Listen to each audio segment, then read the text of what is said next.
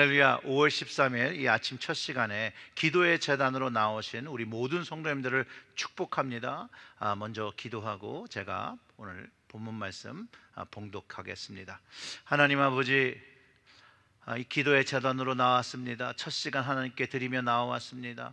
하나님, 이 말씀이 우리에게 레마의 말씀이 되어지고 영적인 양식이 되어져서 오늘 살아가는데 하나님의 말씀으로 우리의 삶을 승리하고 복음의 향기 내며 살아갈 수 있도록 주여 깨닫는 은혜를 허락하시고 성령으로 조명하여 주셔서 말씀 그 한 구절 한 구절이 다 깨달아지게 하여 주시옵소서. 이 모든 말씀 우리 구주 예수님의 이름으로 기도드렸습니다. 아멘. 아멘. 오늘 하나님의 말씀은 시편 29편의 말씀입니다. 제가 읽어드리겠습니다. 너희 권능 있는 자들아, 영광과 능력을 여호와께 돌리고 돌릴지어다. 여호와께 그 이름에 합당한 영광을 돌리며 그 거룩한 옷을 입고 여호와께 예배할지어다. 여호와의 소리가 물 위에 있도다. 영광의 하나님이 우레소리를 내시니 여호와는 많은 물 위에 계시도다. 여호와의 소리가 힘이 있으며 여호와의 소리가 위엄차도다.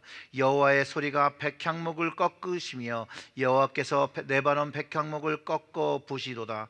그 나무를 송아지같이 뛰게 하시며 레바논의 시륜으로 들송아지같이 뛰게 하시도다. 여호와의 소리가 화염을 가르시도다.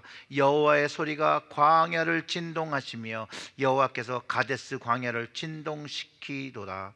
여호와의 소리가 암사슴을 낙태하게 하시고 살림을 말갛게 벗기시니 그의 성전에서 그의 모든 것들이 말하기를 영광이라 하도다.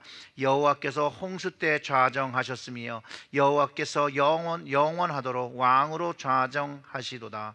여호와께서 자기 백성에게 힘을 주시며 여호와께서 자기 백성에게 평강의 복을 주시리로다. 아멘. 아멘. 이 시편 29편은 이 다윗의 시인데요, 그 저작 시기나 그 배경에 대한 그 정보가 아주 미약합니다. 그럼에도 이 시는 감사 예배시라고 분류할 수 있고, 위대하신 하나님을 인간이 느낄 수 있는 그 언어로 그 웅장함과 그 신비함과 경외함을 가질 수 있도록 묘사하고 노래하고 있는 것이에요. 그래서 여호와의 소리가 있고 우레소리를 내시고 그 소리가 힘이 있고 위엄차다고 말하면서 마치 이 시를 들을 때에 그 하나님의 그 위대하심, 그 영광, 그 임재하심, 그 역사하시는 장면을 우리가 마음속에 그릴 수 있도록 상상할 수 있도록 우리를 이끌어주고 있다는 것이죠. 그래서 이 시편 29편은 하나님께서 지으신 자연 속에서 드러나는 하나님의 영광을 노래하고 있고, 이 거대하고 신비한 대자연 속에서 조화롭게 역사하시는 하나님의 그 위대함, 그 놀라움이 인간이 그 앞에 설 때 너무나도 연약하고 무력한 존재임을 깨닫게 되고, 하나님을 경외하며 경배하지 아니할 수 없음을 깨닫게 해 준다라는 것이죠. 거대한 태풍과 회오리와 자연의 움직임, 거기에 우리는 너무나도 연약함을 고백할 수가 없습니다.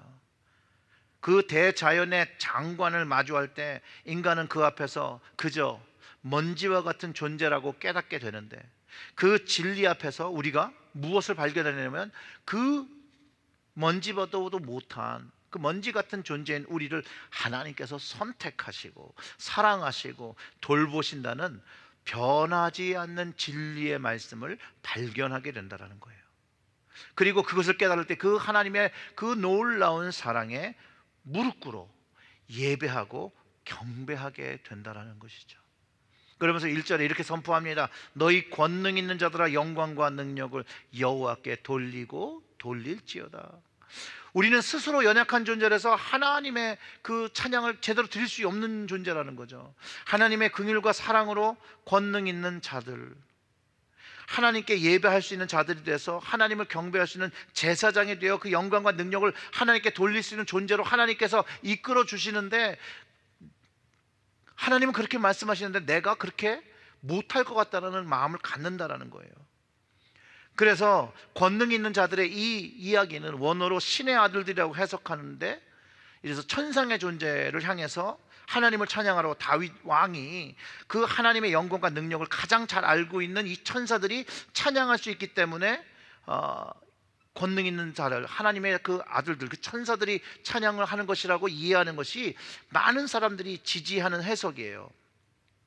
그런데 맞습니다. 인간이 가지고 있는 능력, 그 제한적인 능력을 가지고 하나님을 온전히 찬양할 수 없음이죠. 그럼에도 불구하고 천사들만이 하나님을 찬양하는 것이 아님을 우리는 꼭 기억해야 돼요. 시편 8편의 말씀은 다윗이 이렇게 이야기하잖아요. 그를 하나님보다 조금 못하게 하시고 영어와 존귀로 관을 씌우셨나이다 라고 고백하잖아요. 창세기 때 하나님의 형상을 따라 창조했다는 말씀에 기반하여 그 5절의 고백, 그 사람을 하나님보다 조금 못하게 하시고, 즉 하나님의 형상을 따라 지으심을 받았기 때문에 인간은 스스로 생각하는 것보다 더 귀한 존재이고 하나님께 온전한 찬양을 들을 수 있다고 가르쳐 주는 거죠.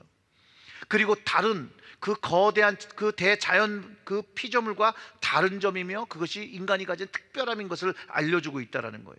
그 특별함이, 그 하나님이 사랑하심이 하나님께서 영어와 존귀로 관을 허락했다고 얘기하는 것이거든요. 그렇기 때문에 우리를 거룩한 자녀라고 해도 좋고 백성이라도 좋습니다. 왜냐하면 이 시의 마지막 구절에서도 자기 백성에게 복을 주시는 하나님이라고 고백하고 있잖아요.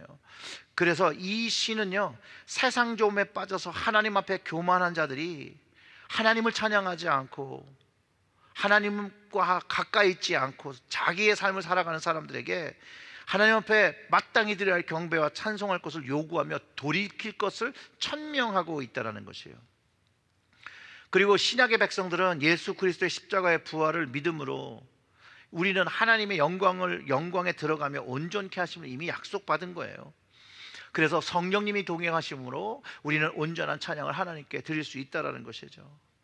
하나님의 영광과 능력을 찬양해야 되는 사명이 있음을 깨닫게 되어진다는 거예요.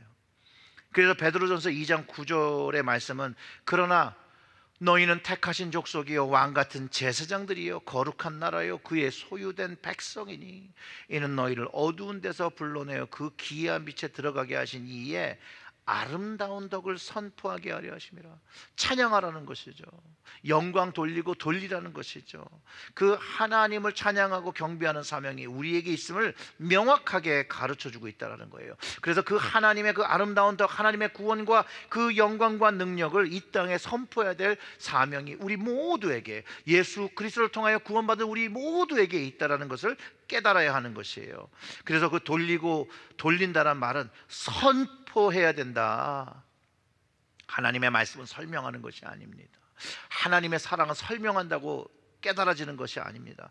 그냥 하나님의 영광과 그 능력을 그냥 가감없이 선포해야 되는 것이라는 거예요. 찬양과 경배로 영광과 능력을 선포해야 되는 사명이 있다라는 것이죠. 물론 인간으로서 드리는 찬양이 제한적이기 때문에 아무리 정성을 다해 찬양과 경배를 드릴지라도 부족함이 느껴지지만 우리는 성령님을 의지하여 찬양하는 것이에요. 그래서 이 다윗의 시도 온전하게 찬양을 드릴 수 있는 그 천사들, 그들에게 하나님을 찬양하도록 요구했던 것이에요. 여기서 우리의 존재를 인식해야 됩니다. 우리는 우리의 것을 하나님께 드릴 수 있는 것이 없음을 알고 그저 하나님의 주권과 권능을 인식하고 인정하고 우리의 삶과 입술로 고백하고 그 긍휼 베풀어 주신 하나님께 마땅히 감사와 찬양을 드려야 한다는 것이죠. 바로 이것이 2절에 여호와께 그 이름에 합당한 영광을 돌리며 거룩한 옷을 입고 여호와께 예배할지어다 라는 고백이 삶에서 실현되어야 한다는 것이에요. 구원받은 자 예수 그리스도로 옷을 입고, 바로 거룩한 옷을 입고 하나님을 예배할 수 있는 유일한 방법이죠. 이게 바울도 오직 예수 그리스도 옷 입고 정욕을 위하여 육신의 일을 도모하지 말고 영의 일, 바로 하나님을 예배하고 경배하는 일을 도모하라고 가르쳐 준 것이에요. 그리고 다윗이 경험한 하나님의 위엄을 3절부터 10절까지 기록하고 있는 것이에요. 여호와의 소리가 물 위에 있도다. 영광의 하나님이 우레소리를 내시니 여호와는 많은 물 위에 계시도다. 여호와의 소리가 힘이 있으며 여호와의 소리가 위엄차도다.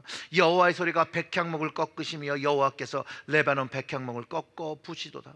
그 나무를 송아지같이 뛰게 하시며 레바논과 시론으로 들송아같이 들송아지 같이 뛰게 하시도다. 여호와의 소리가 화염을 가르시도다. 여호와의 소리가 광야를 진동하시며 여호와께서 가데스 광야를 진동시키시도다.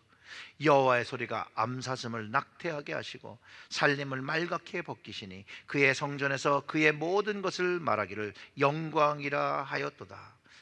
여호와께서 홍수 때 좌정하셨으며 여호와께서 영원하도록 왕으로 좌정하시도다.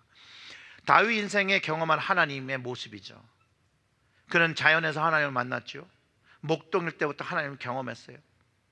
하나님의 소리를 그가 경험했던 것이에요. 그리고 그 하나님의 소리를 경험하며 하나님의 영이 임하실 때 그가 골리앗을, 하나님의 영을 선포하며 나아가 무찌를 수 있었습니다.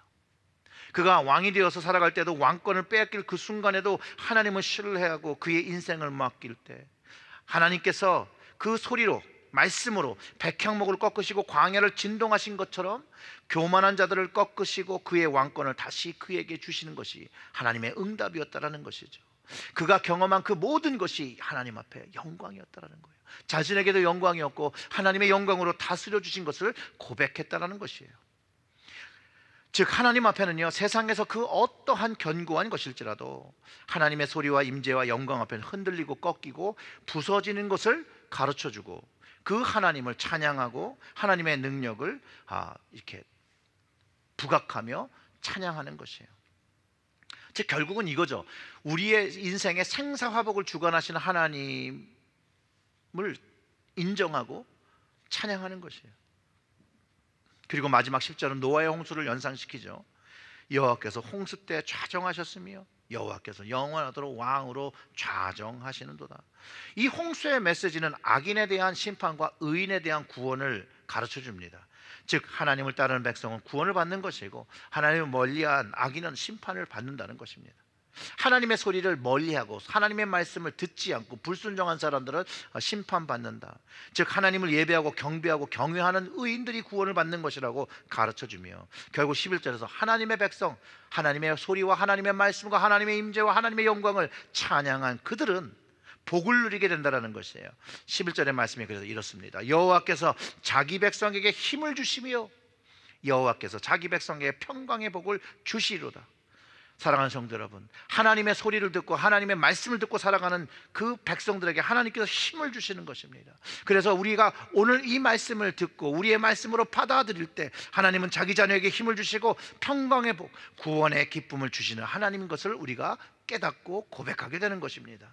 이 구원의 하나님은 변하시지 않으시고 오늘도 눈동자와 같이 하나님을 바라보시고 주님께 기도하는 이들을 들으시고 또 성령으로 함께 하신다라는 거예요.